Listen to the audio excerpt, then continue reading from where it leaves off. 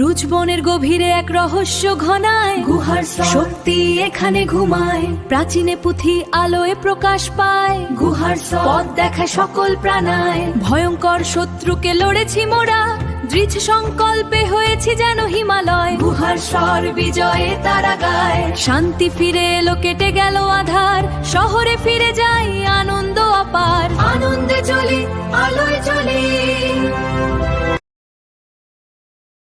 কে এ এক অন্ধকার রাতে? তুমি কে? আমি এক ছায়া, রাতের পথিক। আমি তোমার পথপ্রদর্শক রাজকুমারী। আমার স্বামী তোমার ছি। এই পথটি বিপদমুক্ত নয়, তবে এক নতুন শক্তির সন্ধান এখানে। আমরা এগিয়ে যাব। হ্যাঁ, আমরা প্রস্তুত। এটা কি গুহা? ভয়ঙ্কর মনে হচ্ছে। হ্যাঁ, কিন্তু ভয় পেও না, আমার সাথে এসো। এই বইতে কি লেখা আছে? মনে হচ্ছে এটা শক্তিশালী কিছু। এটা সেই বই যা অতীতে হারিয়ে গিয়েছিল। আমরা এটাই খুঁজছিলাম। এটি একটি পবিত্র বই যার মধ্যে থাকা জাদু আপনাদের জীবনের পথ বদলে দিতে পারে।